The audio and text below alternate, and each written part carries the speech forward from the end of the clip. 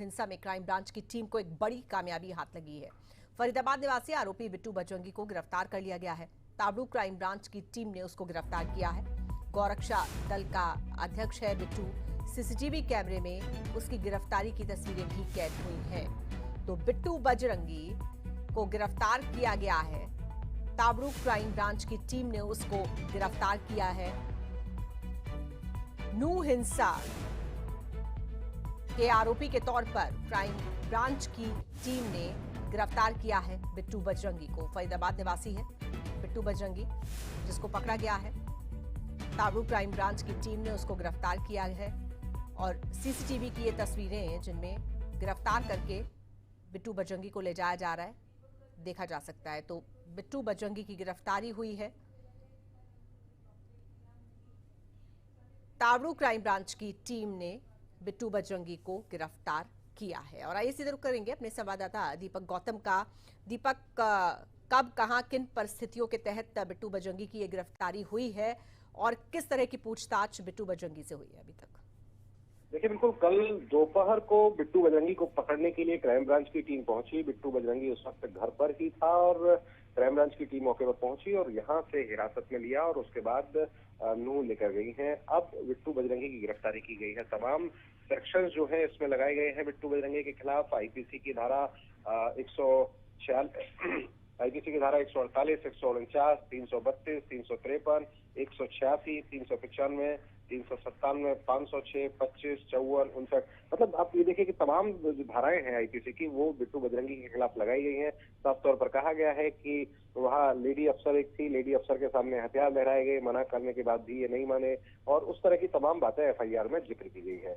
आज की स्थिति ये है कि बिट्टू बजरंगी को आज कोर्ट में पेश किया जाएगा। पुलिस की कोशिश ये है कि 5 दिन का रिमांड मांगा जाएगा इसका और 5 दिन के रिमांड में कोशिश होगी इस बात की कि त्रिशूल और तलवार जो मौके पर लहराए गए थे उन्हें बरामद करने की कोशिश होगी। इसके अलावा जो मोबाइल जिससे वीडियो वायरल किए जाते थे वो मोबाइल बरामद करने की कोशिश होगी और तमाम तरीके की और भी सामान जो पुलिस के केस को और मजबूत कर सके वो तमाम चीजें बरामद करने की कोशिश रहेगी। तो पुलिस जब अदालत में पेश करेगी 5 दिन का रिमांड मांगेगी। देखना ये दिलचस्प होगा कि अदालत कितने दिन का रिमांड देती है। बिल्कुल, लेकिन दीपक समझना ये भी जरूरी है कि ये जो तमाम आईपीसी की धारा है इनको अगर हम आसान शब्दों में अपने दर्शकों को बताएं कि क्या आरोप क्या है बिट्टू बजरंगी पर? देखिए, बिट्टू बजरंगी पर जो आरोप है वो आरोप ये है कि हथियारों से लैस होकर पहुंचे, वहां पहुंचकर खुलेआम ये हथियार लहराए गए, धमकी दी गई, इस तरह के तमाम आरोप बिट्टू बजरंगी पर लगाए गए हैं। महिला पुलिस अधिकारी हैं, उनने साफ तौर पर कहा है कि वो मौके पर मौजूद थी, उनके सामने हथियार लहराए जा रहे थे, वो मना कर रही थी, उसके बावजूद भी धमकाया जा रहा था लोगों को। तो ये आरोप एफआईआर के माध्यम से लगाए गए हैं।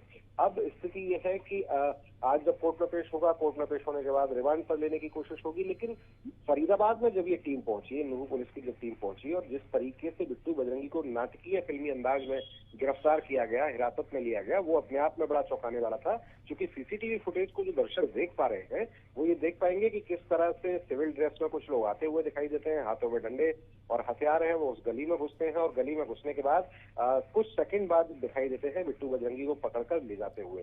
तो जब ये पूरा का पूरा प्रकरण था उस वक्त की अगर हम बात करें तो गली में जितने लोग थे वो तमाम लोग चौंक गए कि आखिर अचानक क्या हुआ, क्योंकि किसी को नहीं पता था कि ये तमाम जो लोग हैं ये पुलिसकर्मी हैं और ये पुलिसकर्मी गिरफ्तार करने के लिए आए हैं। आम लोग ये सोच रहे थे पता नहीं कौन गली में आ गया है और उसके बाद जब लेकर गए तब कुछ देर बाद लोगों को पता चला कि नूह पुलिस आई थी और नूह पुलिस लेकर यहाँ से गई है। तो गली के काफी लोग जो है वो जो तरीका है हिरासत में लेने का उस पर सवाल उठा रहे हैं।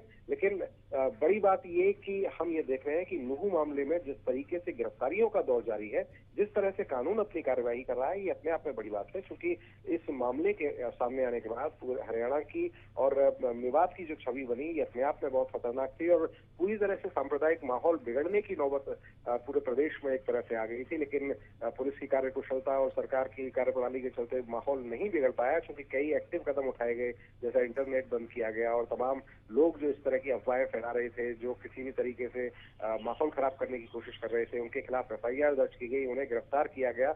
इस वजह से माहौल सुधरा। अब जब बिट्टू बजरंगी गिरफ्तार हुआ है, इसके अलावा और भी कई लोग गिरफ्तार हुए हैं।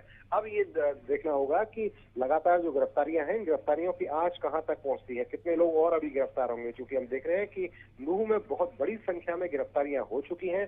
बिट्टू बजरंगी का नाम चूंकि इस मामले में सामने आ रहा था, उन्हें गिरफ्तार किया जा चुका है। अब देखना ये दिलचस्प होगा, क्योंकि इसमें कुछ 2 नाम और भी बड़े नाम सामने आ रहे थे। एक कांग्रेस के विधायक है मामन खान और दूसरे हैं मानेसर। तो इन दोनों लोगों का नाम भी चूंकि सामने आ रहा था, मनु मानेसर का नाम भी चूंकि सामने आ रहा था, तो अब देखना ये होगा कि इन तक गिरफ्तारी की आंच पहुंचती है या नहीं पहुंचती, और पहुंचती है तो कब तक पहुंचती है। बिल्कुल दीपक, ये सवाल लाजमी है क्योंकि गिरफ्तारियां तो ढेर सारी हुई, लेकिन जो बड़े नाम है, असल में जो लोग इस हिंसा के पीछे रहे हैं उनकी गिरफ्तारी का सभी इंतजार कर रहे थे। तो ये पहली गिरफ्तारी बिट्टू बजरंगी की हुई है। लेकिन हथियारों की बात आपने की कि तलवारें जो लहराई गई थी और हथियार जो थे उनके बारे में भी पूछताछ हुई होगी कल से अब तक बिट्टू बजरंगी से। तो क्या ये इसके पास ये हथियार कहां से आए, इसकी कोई जानकारी?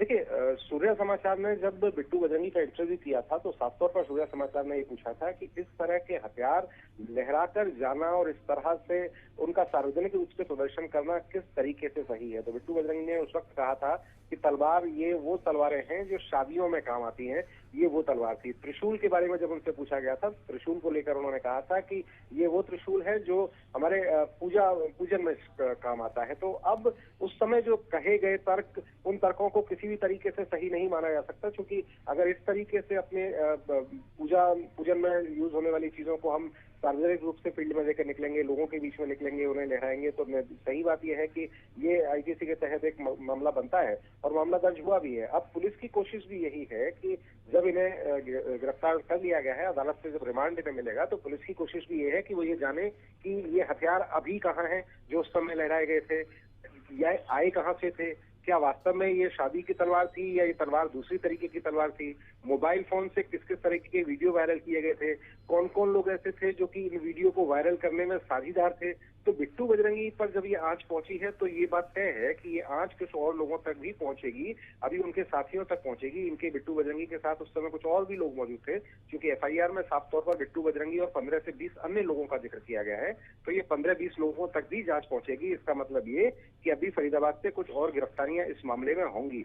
इसके अलावा जो गिरफ्तारियां होनी है वो गिरफ्तारियां इस चीज को लेकर भी होंगी कि ये वीडियो जो लगातार वायरल हो रहे थे, ये वीडियो वायरल करने में किस किस का योगदान रहा है। क्या कुछ सोशल साइट्स हैं जिन्होंने वीडियो को वायरल किया है? तो तमाम तरीके की इन्वेस्टिगेशन जो है वो पुलिस की तरफ से की जा रही है। और जैसा कि मैंने बताया कि बड़े नामों की अगर हम बात करें, चूंकि इसमें हिंसा के दौरान हमने देखा कि 3 नाम बड़े सामने आए थे। मामन खान, जिन्होंने विधानसभा में अपना वक्तव्य दिया था, जिसको लेकर बार बार बात हो रही थी कि प्याज से फोड़ देंगे। इसके अलावा मनु मानेसर, जिन्होंने ये कहा था कि मैं आ रहा हूं मंदिर में, और अब बड़ी संख्या में भक्त लोग वहां पहुंचे। और तीसरा बिट्टू बजरंगी, जिन्होंने कहा था कि आपके जीजा आ रहे हैं माला से स्वागत करना। तो ये तीन अलग अलग बयान थे जिनको लेकर तमाम तरीके की कंट्रोवर्सी बहुत जल्दी से दीपक एक संक्षिप्त पृष्ठभूमि बिट्टू बजरंगी की अगर आप बता पाए, बहुत संक्षिप्त।